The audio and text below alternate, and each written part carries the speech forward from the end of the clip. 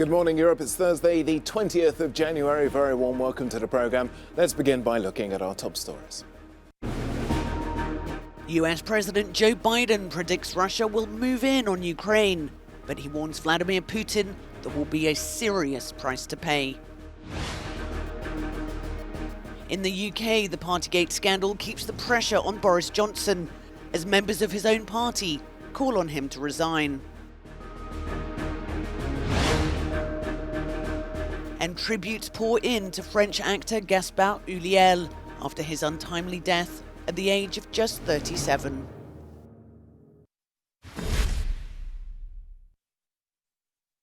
US President Joe Biden says he believes Vladimir Putin will move in, but does not want a full-blown war with Ukraine, adding that he will pay a serious and dear price if he does move forward with a military incursion. If they actually do what they're capable of doing with the force amassed on the border, it is going to be a disaster for Russia if they further invade Ukraine, and that our allies and partners are ready to impose severe cost and significant harm on Russia and the Russian economy. Amid the soaring tensions, French President Emmanuel Macron called on the European Union to quickly draw up a new security plan and urged to have a frank dialogue with Russia.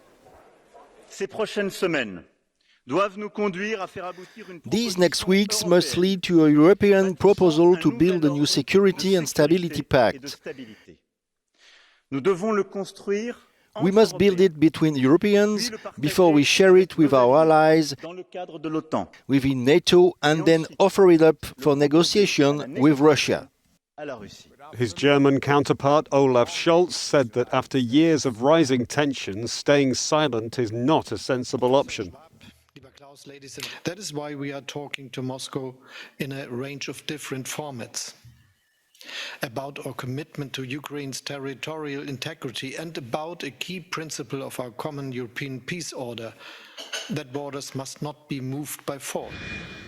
US Secretary of State Antony Blinken has promised Ukraine more military aid in the face of aggressive plans by Russian President Vladimir Putin, whom he accused of refusing to de-escalate military tensions.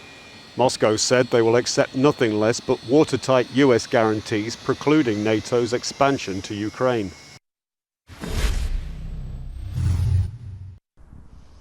US Secretary of State Antony Blinken will be here in Berlin today to meet with his German counterpart, Foreign Minister Annalena Baerbock, as well as the so-called transatlantic quad that also includes France and the UK.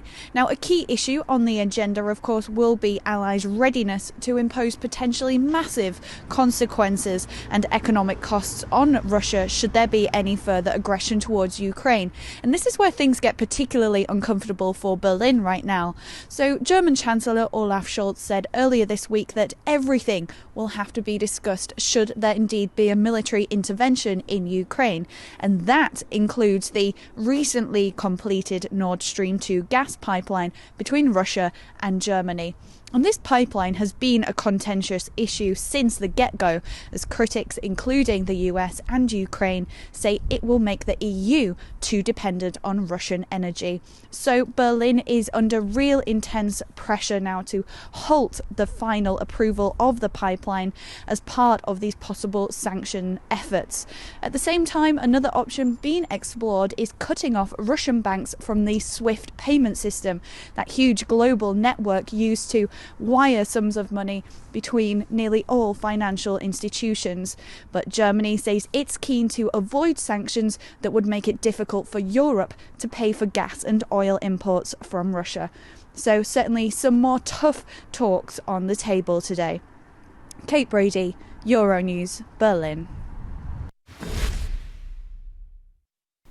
The Kremlin is closely watching the US Secretary of State Antony Blinken's visit to Europe. It started in Kiev and will end in Geneva, where Mr. Blinken will meet with the Russian Foreign Minister Sergei Lavrov. Vladimir Putin's spokesman described Geneva talks as extremely important and stressed that Moscow was hoping to get the written answer to its security demands from the US in the coming days. Mr. Blinken said he won't be presenting any formal paper to Mr. Lavrov in Kiev. He stressed that Russia could take an aggressive action against Ukraine on very short notice. Russian top politicians replied, saying once again that Moscow was not planning to attack or invade Ukraine. Deputies from the Communist Party, the second biggest faction in the Russian upper house of parliament after the United Russia ruling party, suggested that the chamber asks Vladimir Putin to recognize the self-proclaimed separatist republics on the east of Ukraine to protect people living there from the real threats. The Kremlin said it has not heard about this suggestion. Nevertheless, this scenario is no doubt one of many discussed by various Russian analysts. Both Moscow and Washington are not expecting any breakthroughs in Geneva. In the US, those talks are seen as an opportunity to test whether Moscow really wants negotiations. Russia says it wants to understand the same about the US, underlining that the time is running out. Galina Polonskaya for Euronews. Britain's Boris Johnson faced another gruelling Prime Minister's questions on Wednesday as he tried to defend his position and deflect calls for his resignation over the so-called Partygate scandal that has left him fighting for his political life. More of these calls are now coming from within his own Conservative Party, and one of his own MPs has defected to the opposition Labour Party.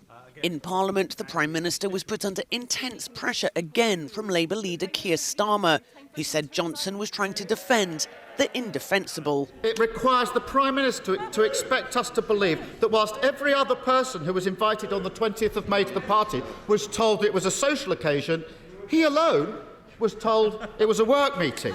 Central to the main line of defence for Boris Johnson over the party held on May 20th is that he didn't know it was a party.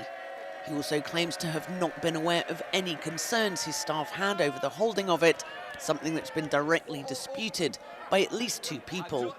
Keir Starmer pushed him to tell Parliament what he knew and when. I'm grateful to Right Honourable John for repeating the question that he's already asked. We have answered, Mr. Speaker, that it is for the inquiry to come forward with an explanation of what happened, and I'm afraid he simply must wait. Our reporter Tig Enright is following events in London.